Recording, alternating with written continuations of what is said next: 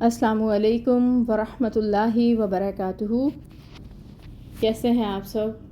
اللہ تعالیٰ سے دعا ہے کہ اللہ تعالیٰ آپ سب کو صحت سلامتی والی، ایمان اور تقوی سے بھرپور زندگی عطا فرمائیں، آمین۔ آج الحمدللہ اللہ تعالیٰ کی مہربانی اور اس کی دی گئی توفیق کے ساتھ ہم سورۃ العلق کی آیہ نمبر 7 پڑھیں گے۔ سٹارٹ کرتے ہیں اپنے لیسن کو۔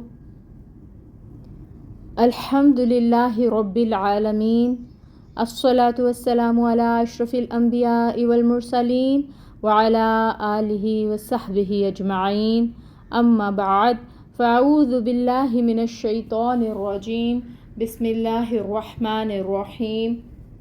رب اشرح لی صدری ویسر لی امری واحلل عقدۃ من لسانی یفقہوا قولی، ربی زدنی علما، اللہم فقہنا فی الدین، اللہم بارک لنا فی اوقاتنا، آمین یا رب العالمین۔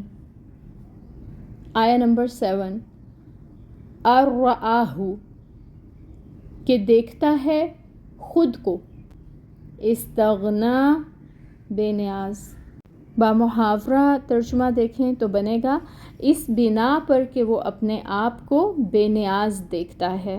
لاسٹ آیہ مبارکہ میں جو بامحاورہ ترجمہ تھا اس کو میں پہلے پڑھوں گی اور اس کے بعد اس کو پڑھوں گی تو انشاءاللہ آپ کے لیے سمجھنا آسان ہو جائے گا۔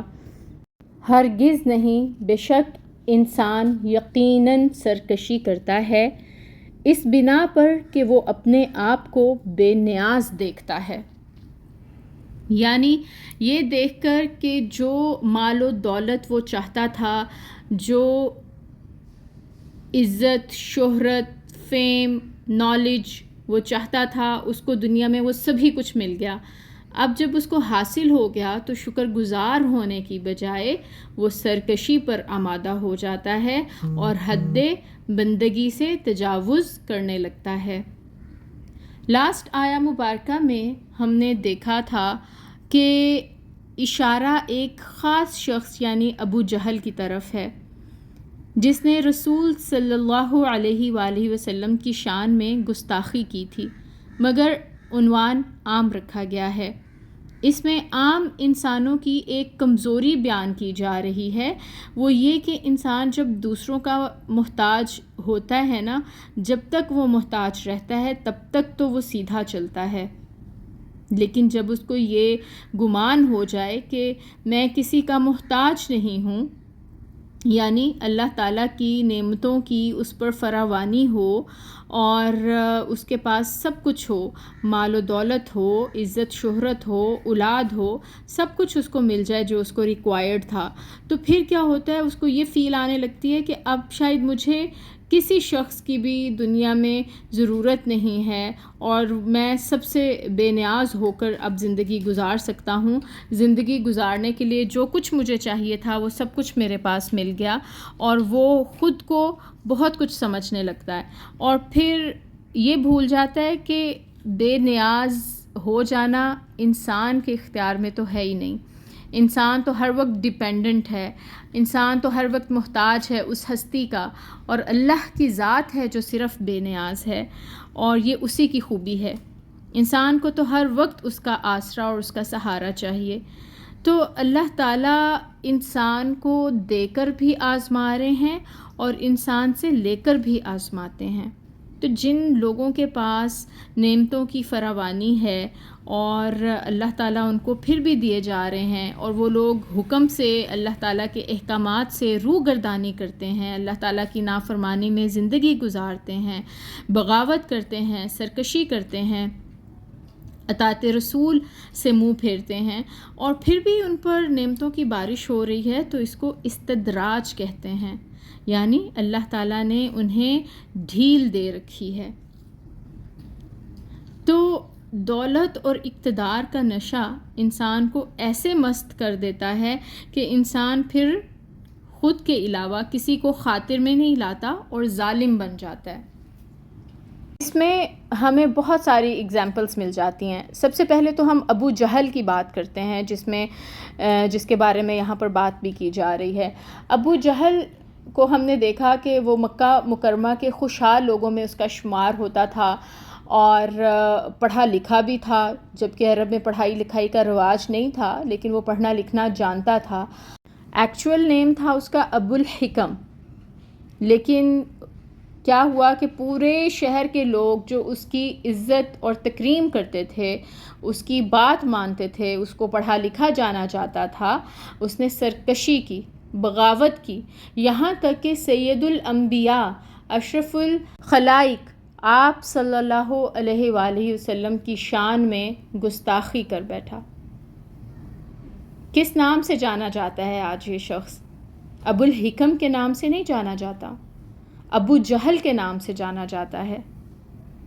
وہ شخص جو پڑھا لکھا تھا، جو اس کے پاس شہرت تھی، جس کے پاس عزت تھی، آج ابو جہل کے نام سے اس کو بچہ بچہ جانتا ہے.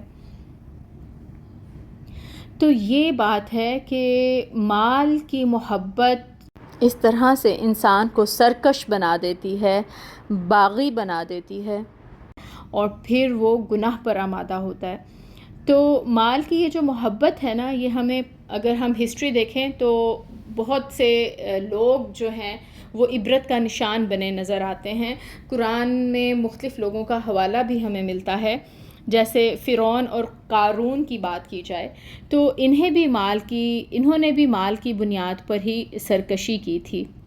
ابو لہب کی بات کرتے ہیں، ابو لہب کے پاس بھی مال تھا، ابو لہب کے پاس بھی سٹیٹس تھا، اس کے پاس بھی ہر وہ شے تھی جس کا کوئی انسان اپنی زندگی میں جو ڈیزائر کر سکتا ہے. تو اللہ تعالیٰ نے اس کو سب کچھ دے رکھا تھا. اس سب کے باوجود اس نے کیا کیا؟ اس نے دشمنی نبھائی اللہ کے پیارے نبی صلی اللہ علیہ وآلہ وسلم کے ساتھ، حق کو تسلیم نہیں کیا، اور پھر اس مال نے ہی اس کو سرکش بنا دیا نا. تو کیا آتا ہے قرآن میں اس کے بارے میں؟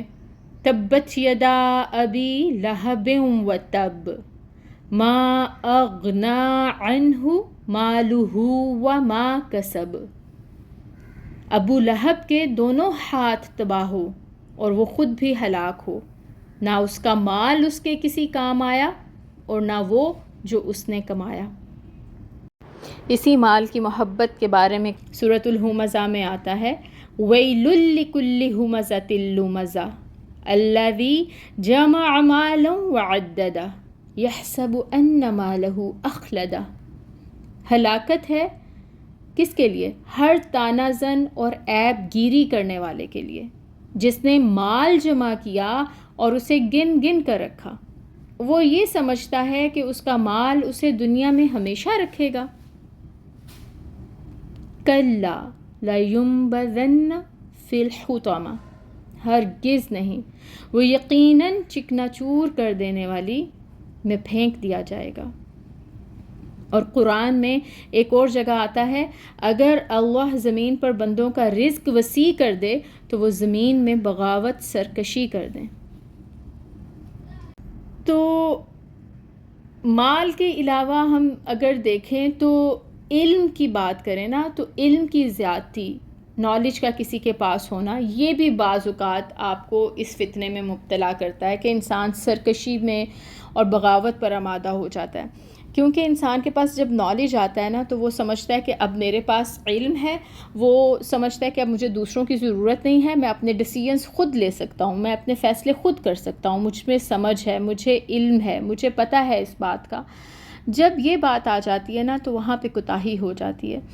آپ دیکھیں کہ اگر کسی کے پاس علم ہے اللہ کے نام کے ساتھ، تو وہ تو پھر اپنے علم میں وہ اس کو سپوائل نہیں کرے گا، کیونکہ جو علم اللہ کے نام کے ساتھ اس نے حاصل کیا ہے اور وہ حق کو جانتا ہے، تو ایسا علم تو درست ہے اور یہ اسے فائدہ ہی دے گا. لیکن اگر علم اللہ کے نام کے بغیر ہو، یعنی اللہ کے نام سے اور دور کر دے، ایسا علم جو آپ کو اللہ سے دور کر دے، تو ویسا علم تو انسان کو سراسر خسارے میں ڈالنے والا ہے. اس کی اگزامپل میں ہمارے پاس نام ہے ابلیس کا، شیطان، جس کے پاس علم تھا اور اس نے سرکشی دکھائی، باغی ہوا اور مردود ٹھہرایا گیا۔ اب ادر سائڈ دیکھیں اگر ہم، تو ہمارے پاس حضرت سلیمان علیہ السلام کی اگزامپل ہے، جو پروفٹ تھے۔ اللہ تعالیٰ نے علم بھی دیا، مال بھی دیا، اور یہ مال اور علم ان کے رب کی یاد اور محبت میں اضافے کا باعث بنا۔ ہمارے پاس حضرت عثمان غنی رضی اللہ تعالیٰ عنہ کی مثال ہے۔ اللہ تعالیٰ نے انہیں بیش بہا دولت سے نوازا تھا، اور انہوں نے اس دولت سے کس طرح دین کی خدمت کی، اور آج تک ان کا نام روشن ہے۔ حضرت عبد الرحمن بن عوف رضی اللہ تعالیٰ عنہ کی اگزامپل ملتی ہے۔ وہ بھی مالدار صحابی تھے، اور انہوں نے کس طرح سے محنت کر کے حلال رزق کو کمایا اور دین اسلام کی خدمت پر صرف کیا۔ ایک بات اب ہمیں یاد رکھنی ہے کہ اللہ تعالیٰ سے مانگنے میں کوئی حرج نہیں ہے۔ اللہ تعالیٰ سے جو چاہیں مانگیں، وہ بادشاہ ہے، وہ سب کچھ دینے پہ قادر ہے، اس کے پاس کسی چیز کی کمی نہیں ہے، اس کے خزانے خالی نہیں ہیں، اور اس کے خزانوں میں دینے سے کوئی کمی نہیں آتی۔ بس یہ دعا مانگنی ہے کہ اللہ تعالیٰ اپنی رحمت سے ہمیں جو کچھ بھی عطا فرمائیں، ہمیں اپنی نعمتوں پر بہترین شکر گزاری کرنے والا بنائیں، اور ایسی نعمتیں جو ہمیں سرکشی اور بغاوت پر آمادہ نہ کریں، بلکہ اللہ تعالیٰ سے قریب کر دیں، اللہ تعالیٰ کی محبت میں اضافے کا باعث بنیں۔ اللہ تعالیٰ سے دعا ہے کہ اللہ تعالیٰ ہمیں اپنی آیات کا بہترین فہم عطا کریں، آمین۔ الحمدللہ آیا نمبر 7 آج ہم نے کمپلیٹ کر لی۔ نیکسٹ آیا میں دیکھیں گے کہ اللہ تعالیٰ ہمیں کیا میسج دے رہے ہیں نیکسٹ لیکچر میں انشاءاللہ تعالیٰ۔ ربنا تقبل منا ومنکم، سبحانک اللہم وبحمدک، اشہد ان لا الہ الا انت، استغفرک واتوب الیک۔ السلام علیکم ورحمۃ اللہ وبرکاتہ۔